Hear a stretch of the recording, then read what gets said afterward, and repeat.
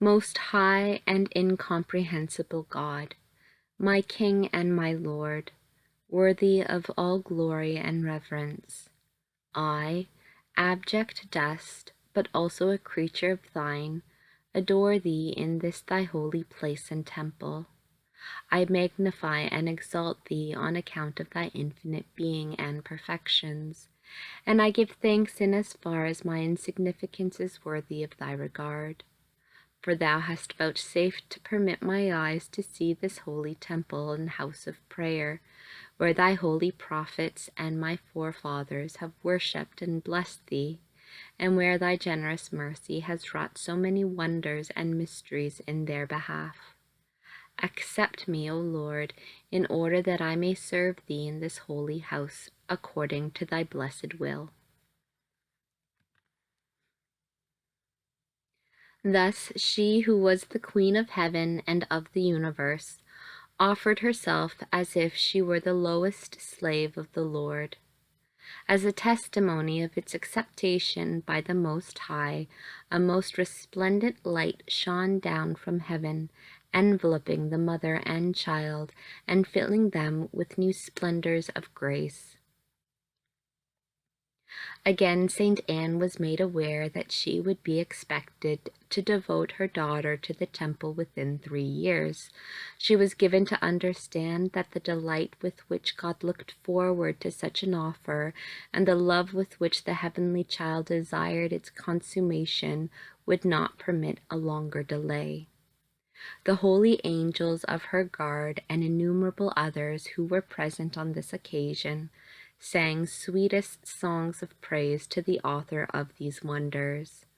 But they did not therefore have a more perfect knowledge of these happenings than Saint Anne or her most holy daughter, who perceived interiorly what was spiritual and felt exteriorly what was subject to the senses in these things. Saint Simeon saw dimly the sensible light. Thereupon Saint Anne, rich in her treasure, and endowed with new gifts of the Most High God, returned to her home.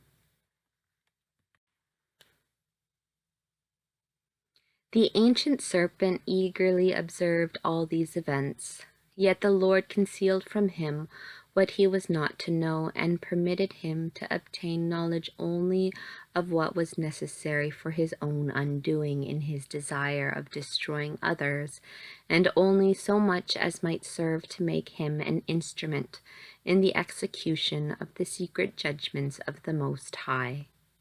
This enemy was full of conjectures in regard to the unheard of things which had come to pass in connection with this mother and child.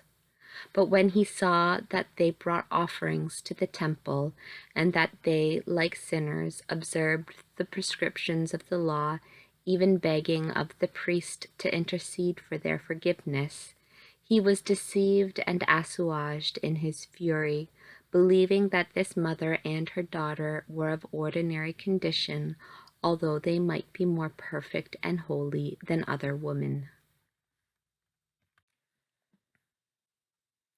The sovereign child was treated like other children of her age. Her nourishment was of the usual kind, though less in quantity, and so was her sleep, although her parents were solicitous that she take more sleep. She was not troublesome, nor did she ever cry for mere annoyance, as is done by other children, but she was most amiable, and caused no trouble to anybody. That she did not act in this regard as other children caused no wonder, for she often wept and sighed as far as her age and her dignity of queen and mistress would permit, for the sins of the world and for its redemption through the coming of the Saviour. Ordinarily she maintained, even in her infancy, a pleasant countenance, yet mixed with gravity and a peculiar majesty, never showing any childishness. She sometimes permitted herself to be caressed, though, by a secret influence and a certain outward austerity, she knew how to repress the imperfections connected with such endearments. Her prudent mother Anne treated her child with incomparable solicitude and caressing tenderness.